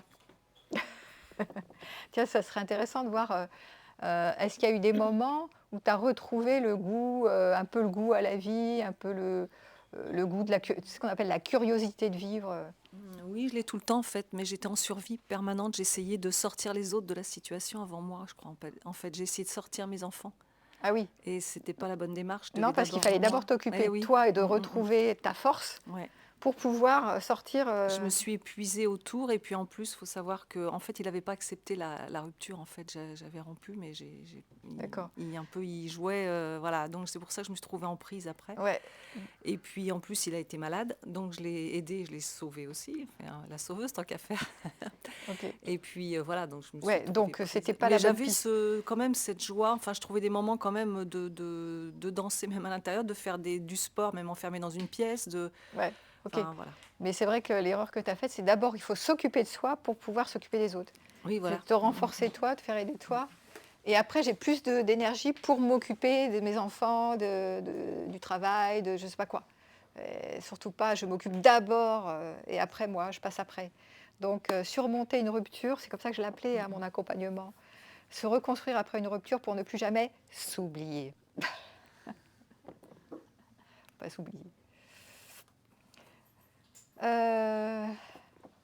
Alors, les 3 erreurs classiques quand on est en plein dans la rupture, c'est de recenser en boucle j'aurais pu faire autrement ou il aurait pu faire autrement, surtout j'aurais pu ou il aurait pu, alors ça ne sert à rien du tout. L'hyperactivité pour ne pas penser à la rupture, passer à autre chose le plus vite possible. Hein, donc, c'est les 3 erreurs classiques. Hein. La rumination, je rejoue la scène et je cherche le coupable. Donc, ça, c'est pile poil ce qu'il ne faut pas faire. Mais bon, des fois, on ne peut pas s'en empêcher, mais essayez de couper le truc en vous distrayant. La fuite dans le fer, donc remplir le vide sans le traverser, sans s'en approcher un peu. Et puis, se précipiter. Reconstruire trop vite sans avoir retrouvé ses fondations. Hein, je me remets sur un site et hop, hop, au suivant. Donc ça, c'est les erreurs classiques. Le philosophe Rumi, il a écrit « La blessure est l'endroit par où la lumière entre en toi, mais on ne peut pas laisser entrer la lumière si on calfeutre toutes les fenêtres. » Hein, donc ça veut dire ce que ça veut dire. Si la douleur traversée ne disparaît pas, si on ne traverse pas la douleur, en fait, si on fuit la douleur, elle se transforme en comportement, en peur, et ça renforce la boucle, en fait. Hein, et ça va transformer des blocages futurs, parce que ce qui n'est pas travaillé là va se répéter plus tard. On aura toujours peur de la rupture après. Donc, bon, ce que je dis, c'est un peu théorique, hein. Quand on n'arrive pas à accueillir notre douleur, nos ruminations, etc., on fait de son mieux. On s'appuie sur les hauts et on voit globalement que des fois, ça va mieux. Mais il y a des hauts et des bas. On ne peut pas être que dans le haut, hein. Il y a des moments où on va replonger dans les étapes du deuil. Je l'ai déjà dit la dernière fois. Ça fait des allers-retours. Ce n'est pas linéaire, le deuil, hein. On remonte, on repart en arrière, on revient, on repart dans la tristesse, on repart dans la colère. On veut absolument comprendre ce qui s'est passé, même si ça ne sert à rien. Voilà, parce que des fois, comprendre c'est bien, mais ça ne nous change pas forcément notre état intérieur, hein. Donc voilà, ça fait des va-et-vient, hein. Là, je rappelle les étapes du deuil de Kubler-Ross, hein. Donc c'est le déni, la colère, le marchandage, la dépression et l'acceptation et le cadeau. Déni, colère, marchandage, dépression, acceptation, puis à la fin c'est le cadeau. Mais le PowerPoint, hein, si vous voulez l'avoir, je le laisse en accès libre sous la vidéo. Voilà. Bon, à chaque fois je fais ça, donc voilà. Parce que moi je lis mon truc, mais après, vous pouvez y avoir accès, hein. Alors, quand on est très fragilisé par la rupture, ça veut dire qu'on est dépendant d'un autre ou parfois des autres. Comment on sort de ça? Comment on sort de cette estime de soi fragile, où on ne se croit pas digne d'être aimé? Comment on sort de la dépendance à un autre ou aux autres, à votre avis? Alors là, vous allez répondre. Vous allez me trouver les options parce que moi, je vais le dire après. À votre avis, comment on sort de la dépendance? Comme on n'est plus des petits, comment on fait? Alors vas-y, donne-lui un micro. On apprend à s'aimer. Oui, alors concrètement, parce que ça c'est joli, mais sur le papier. On apprend à consoler, enfin déjà peut-être désidentifier et à voir la part enfant qui souffre, Ouais. et à s'auto-réconforter en fait, déjà. Ouais. Comment tu fais pour... Alors ça c'est vrai, on travaille avec les parts, hein. Très souvent on fait ça en thérapie, tu as dû faire de la thérapie. On travaille avec les différentes parts. Donc on travaille avec l'enfant vulnérable, la petite qui se dit je suis seule, je suis désespérée, que vais-je devenir, sans l'autre je suis rien, je suis nulle, je ne suis pas assez... Donc on voit que c'est une part de nous, ce qu'on appelle l'enfant vulnérable, et l'autre part Adulte. Et donc qui va consoler. En fait, voilà. Quand tu mets ta main sur le cœur, on te voit je pas. me reconnecte vraiment à la mère que j'aurais aimé avoir, la mère bienveillante et douce et réconfortante en fait. Ok, donc Voilà. et j'aime bien, c'est mignon parce qu'elle fait comme ça, vous ne la voyez pas. Oui, parce que j'en ai encore besoin. Elle fait ça là.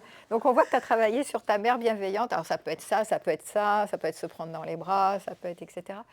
Donc tu as installé, en fait, tu as appris à installer, probablement en thérapie, une mère bienveillante en toi, un adulte en toi, qui est là au service de la petite.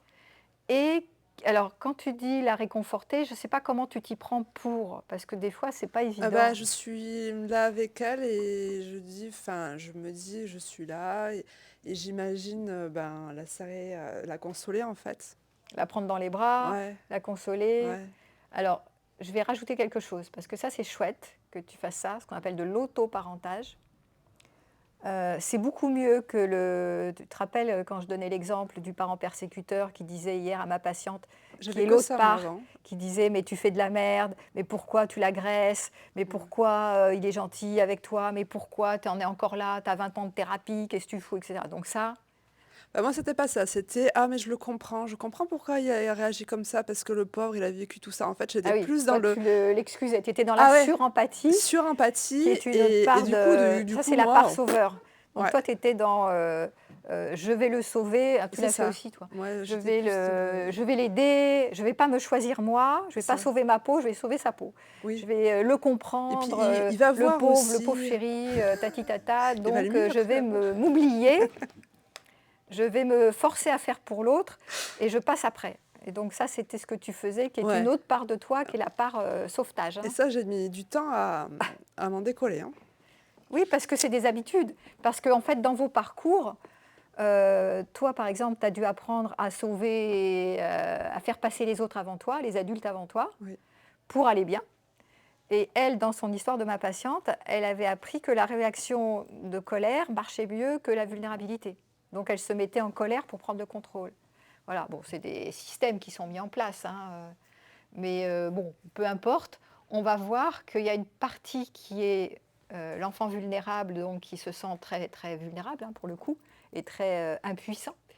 Et puis, il y a une autre part qui arrive, qui est soit ici la surempathie, qui évidemment, si tu fais passer l'autre avant toi, ça ne va pas du tout être un bon parent pour toi. Tu ne vas pas te choisir, tu ne vas pas faire des choses pour toi. Et donc, ce que je vais rajouter, c'est que ce bon parent qui vient prendre la petite dans les bras, veiller sur elle, etc., dire je suis là pour toi, elle doit surtout apprendre à répondre à tes besoins, aux besoins et aux envies de la petite, en contact avec ton ressenti. Ouais, et là, c'est vrai que je suis en train d'essayer de me reconnecter à moi, petite joyeuse, etc., et me nourrir de ça Alors, aussi. ce n'est pas forcément joyeuse, c'est ton ressenti de l'instant. Ouais. Par exemple, on va le faire. Ah oui, par rapport à qu'est-ce que tu as besoin maintenant, Voilà, de qu'est-ce quoi tu as que, besoin qu'est-ce que la maintenant. petite en toi sent maintenant? Oui. Elle n'est pas forcément joyeuse Oui, oui, maintenant, oui, hein. oui, oui, oui. Là, je Qu'est-ce que parle tu sens parce que je suis maintenant? avancée. Je sais pas, moi, tu sens, par exemple, qu'est-ce que tu sens là maintenant? Tu vas me le dire. Là, Là. ben là, ça va, je sais pas. Alors ça va, mais qu'est-ce que tu sens? Sois un peu plus précise. Tu Bah, sens quoi? enfin, là, tout à l'heure, j'avais besoin de douceur. Voilà. Voilà.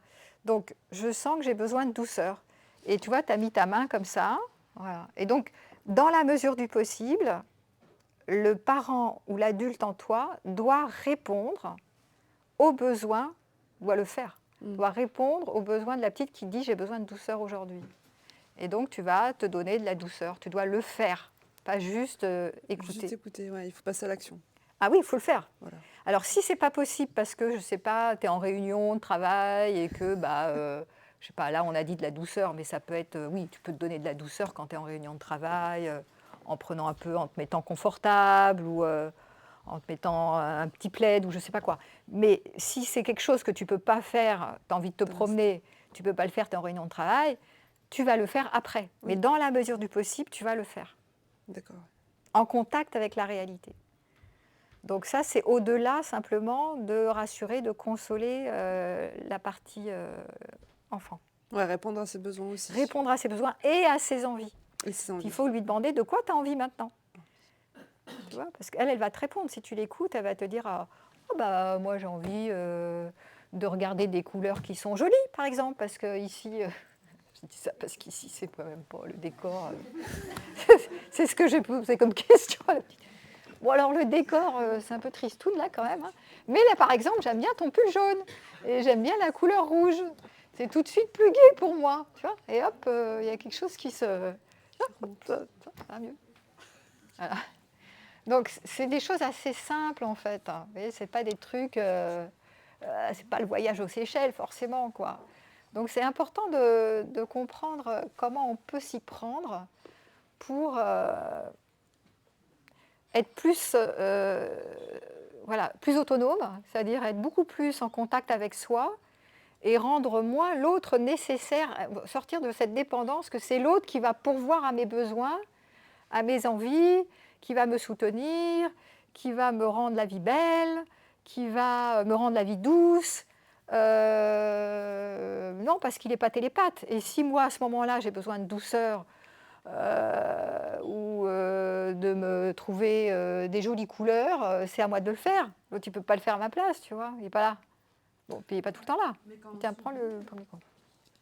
Quand on s'oublie dans la relation, c'est compliqué parce qu'en fait, on n'arrive même pas à se Enfin, ouais, on voit même pas ses besoins en fait. C'est ça le problème. Tu es au cœur du problème. Ouais. Tu es au cœur du problème. C'est très en lien avec la représentation que je me fais du couple. Parce que la plupart des gens s'imaginent que le couple, c'est le miracle, c'est la baguette magique.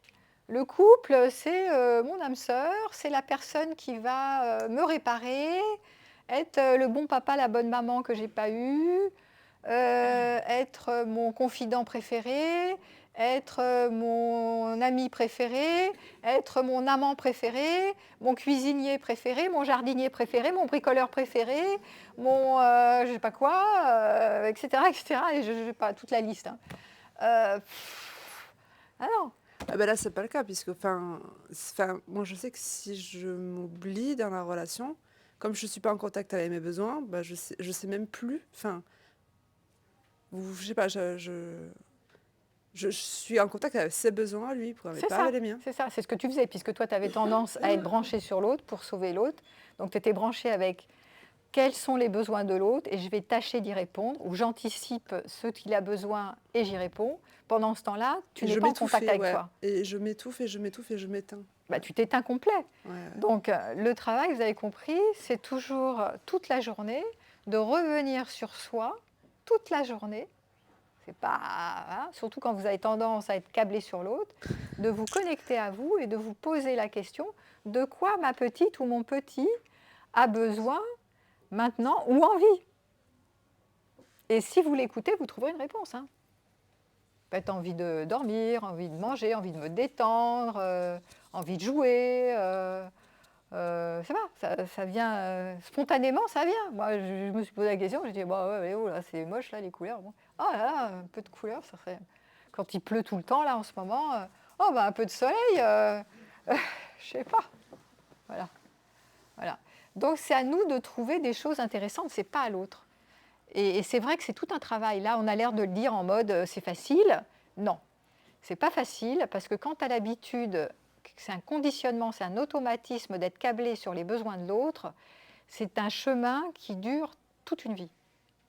Bah oui, d'apprendre à se connecter à soi et pas toujours être câblé sur l'autre, par exemple pour ton cas, ou pour ma patiente, d'arrêter de se dire qu'elle est insuffisante, pas assez ceci, pas assez capable, donc de se prouver à elle-même qu'elle est capable de se débrouiller, d'être bien sans l'autre, etc. etc., etc. C'est le chemin d'une vie, parce qu'on est complètement engrammé. C'est des encodages, en fait. Hein. Ça s'appelle des encodages, c'est des connexions neuronales. Et on a une plasticité neuronale à tout âge. Donc il faut changer les programmes, on va dire. Mais pour les changer, il faut les vérifier. Donc il faut expérimenter des choses sans arrêt, sans arrêt, sans arrêt, sans arrêt. Donc c'est pas en un jour, c'est pas que ça va se faire. Hein. C'est en expérimentant tout le temps, tout le temps, tout le temps, tout le temps. Et en acceptant qu'on repart dans le sens inverse. Ouais. Accepter que des fois tu es recablé sur le bordel d'avant. Et être bienveillant quand tu te vois repartir en arrière, parce que c'est normal. C'est normal, c'est comme ça. On ne change pas d'un coup comme ça. Boum. Impossible. Alors vas-y. Non, c'est pas grave, ça continue quand même. C'est tout.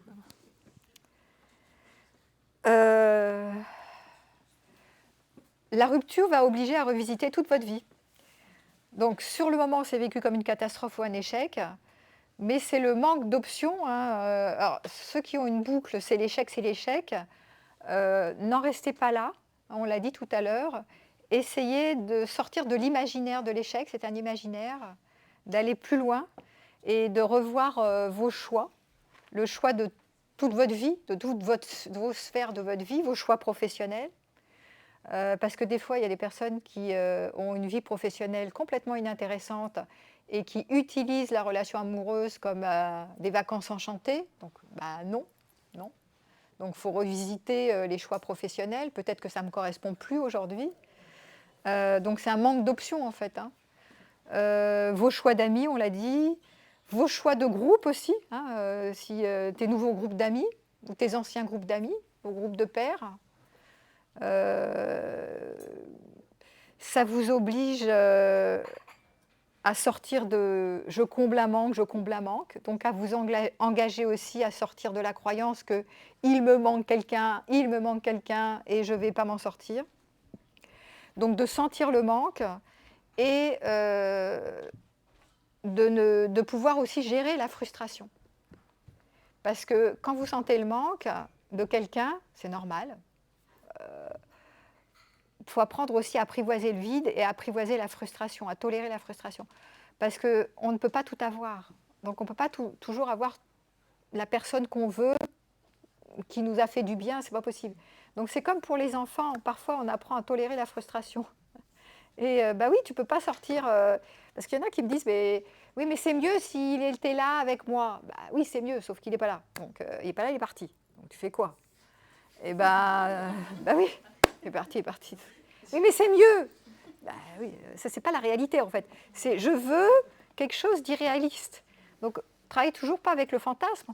On travaille avec le parent, avec l'adulte qui dit mais écoute ma chérie, je sais que tu aimerais bien ce bonbon, mais il n'est pas là, le bonbon, là. Il est pas, la boulangerie est fermée. Tu n'auras pas le bonbon que tu veux. Mais ce n'est pas grave. On va faire autre chose. Voilà. Qu'est-ce qui te ferait du bien maintenant, qui serait différent? Alors, ça ne sera peut-être pas aussi merveilleux que le bonbon ou le gâteau que tu rêvais, mais ça peut être chouette aussi. Donc, on apprend à tolérer la frustration aussi et à faire autre chose à la place. Qu'est-ce que je peux faire à la place que de me dire que je veux ce bonbon qui n'est pas là et qui n'existe pas? Qu'est-ce que je peux faire à la place qui me ferait du bien, qui répondrait à mes besoins, à mes envies? Il faut fonctionner comme ça. À la place, qu'est-ce que je pourrais me dire ou qu'est-ce que je pourrais faire qui répondrait à mes besoins, à mes envies? Je le répète. Parce que sinon, si vous vous êtes buggé sur mais moi, je veux ce bonbon, c'est cette personne que je veux et rien d'autre. Ben, vous restez sur le manque. Hein. C'est comme quelqu'un qui veut la voiture qui est très chère et qui ne peut pas se l'acheter. Bon, à un moment donné, il faut arrêter. Il faut gérer la frustration. C'est pareil, hein, c'est la même chose. Hein. Bah, tu auras une voiture moins chère et ce n'est pas très grave en soi. Il faut faire autre chose. Autre chose de ta vie. Hein. Alors, pour accélérer, pour croître vers l'autonomie, les stratégies, c'est pour accélérer le décrochage, de dresser une liste, je vous donne des idées, hein, écrite de tous les moments difficiles vécus avec le partenaire, pour désidéaliser le partenaire. Parce que le problème, c'est que le cerveau, quand vous êtes en rupture, idéalise les bons moments et s'accroche au bon moment. Il fait ça. Malheureusement, ce n'est pas aidant, mais c'est comme ça. Donc, vous dressez la liste de tous les défauts. Et de cette manière, vous conditionnez votre cerveau à associer à votre ex-partenaire le déplaisir, ce qui pousse votre corps à produire des toxines que vous pourrez éliminer au lieu de la dopamine, des hormones de l'extase et du bonheur. Parce qu'à chaque fois que vous pensez au bon moment, vous shootez à la dopamine, vous ne vous sevrez pas. D'accord ? Quand vous pensez au moment pourri,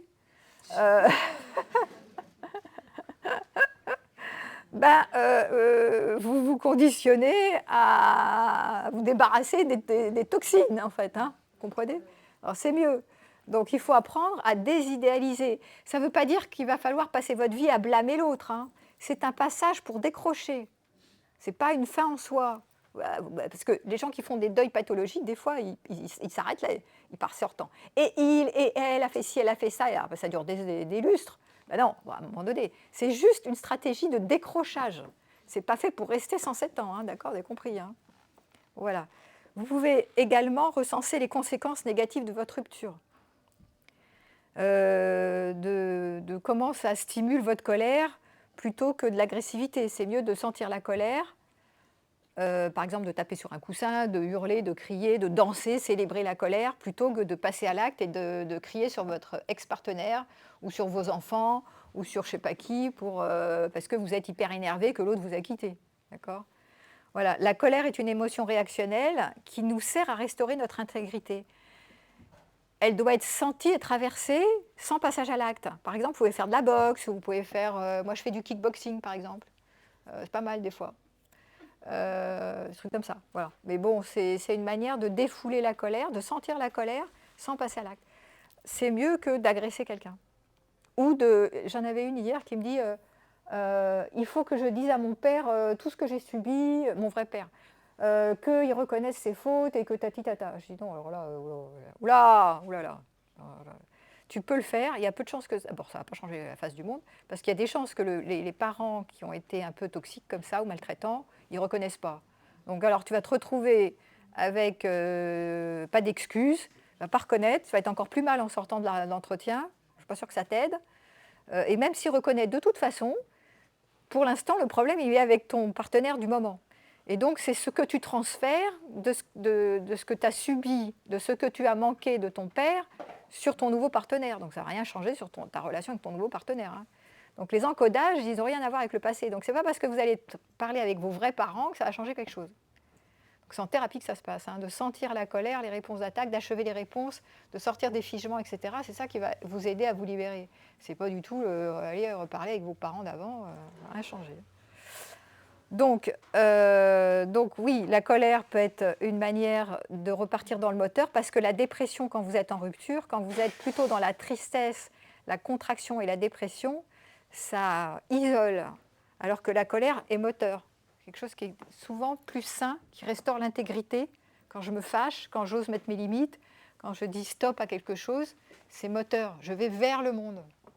Je dis non à quelque chose. Je dis, il faut que ça s'arrête, que j'arrête de subir.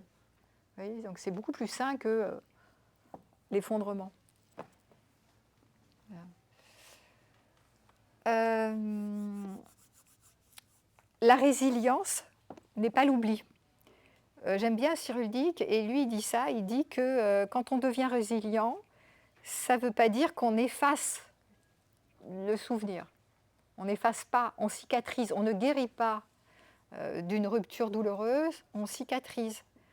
On ne fait pas comme si de rien n'était passé. On ne fait pas hop, hop, hop, j'avance, les doigts dans le nez, on oublie tout, au prochain, tac, tac. Non, on n'oublie pas parce que ça s'est passé.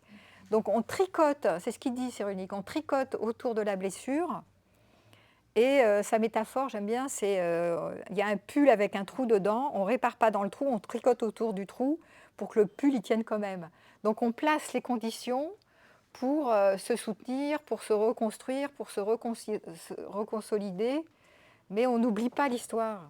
Parce que la rupture et les conclusions de la rupture, c'est ça le cadeau, ça va vous permettre d'apprendre des choses sur vous, d'apprendre à découvrir votre identité. Qui suis-je sans l'autre? Je vais me découvrir sans cette personne. Je suis une nouvelle personne.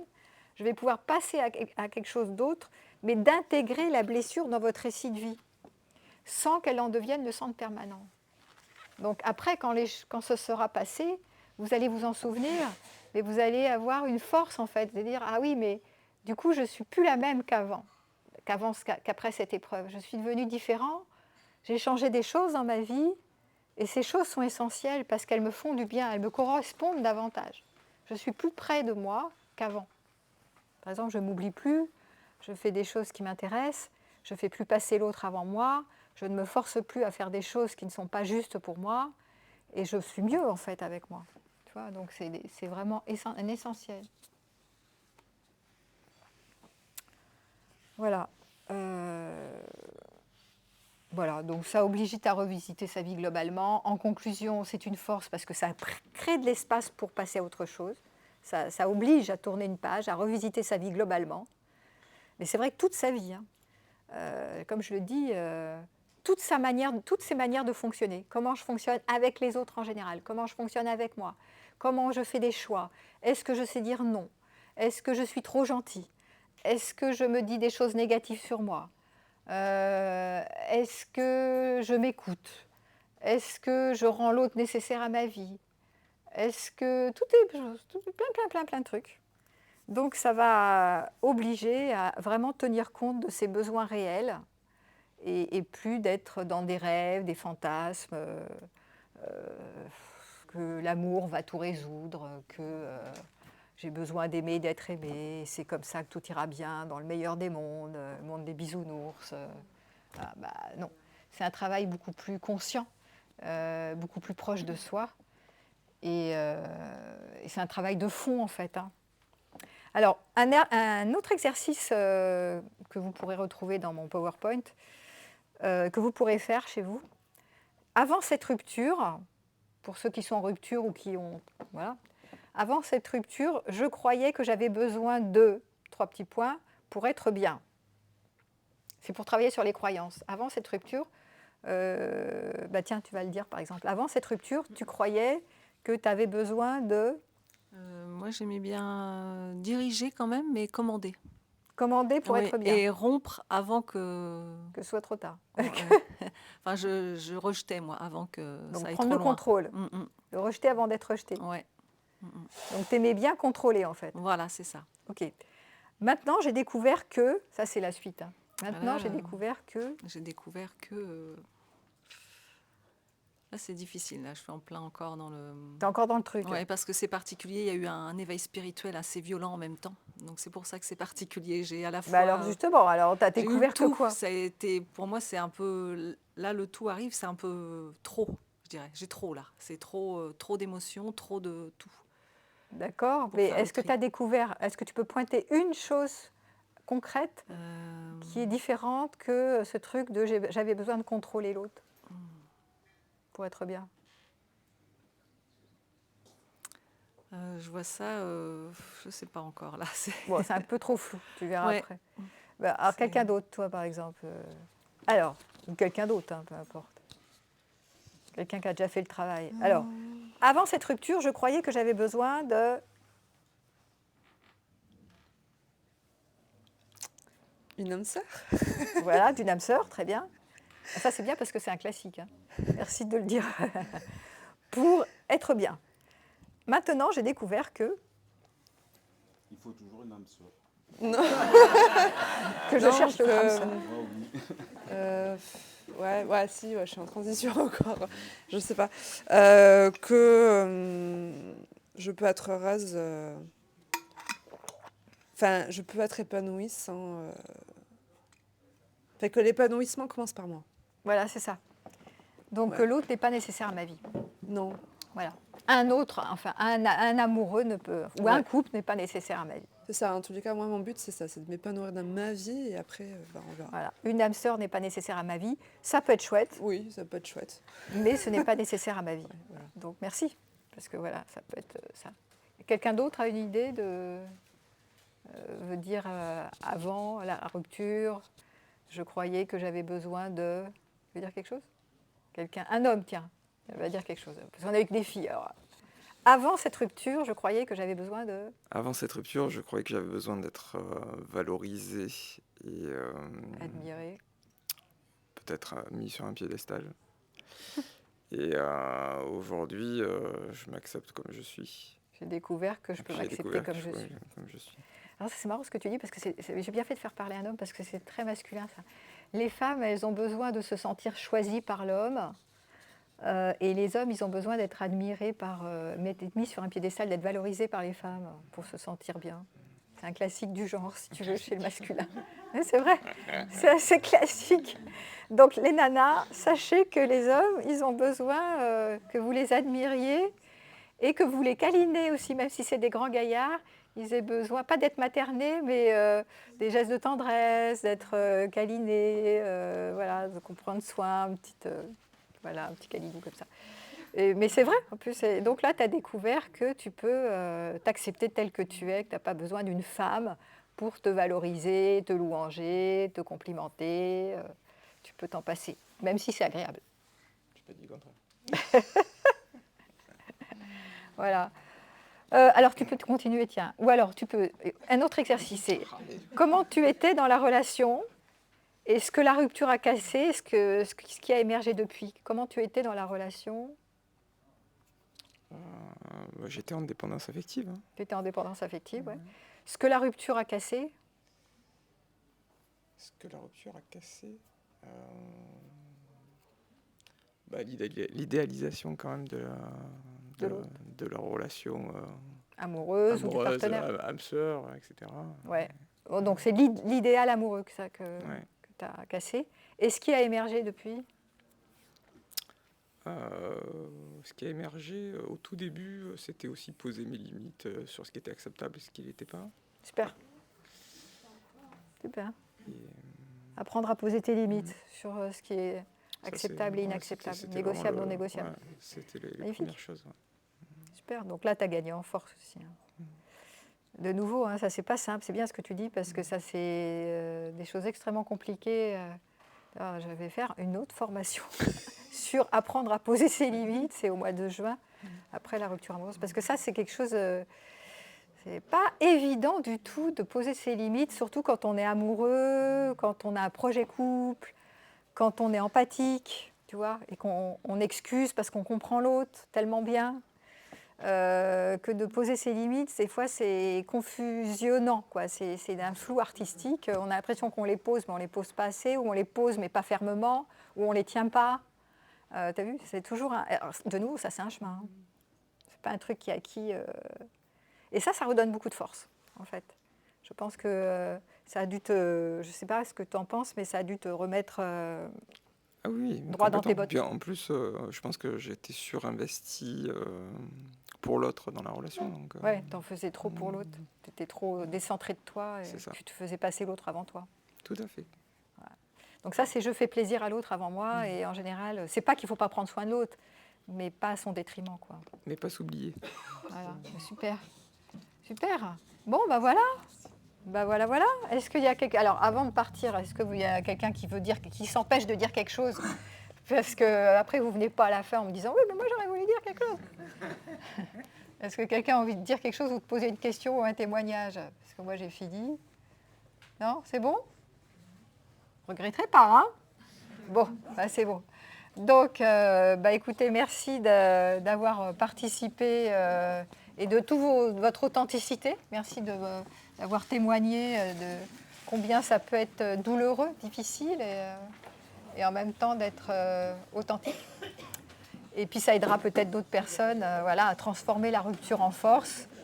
Et puis, bah, voilà. Et puis faites-vous aider. Vous aurez sous la vidéo donc le PowerPoint et puis bah, ma prochaine formation qui est sur ne jamais s'oublier et se reconstruire. Merci.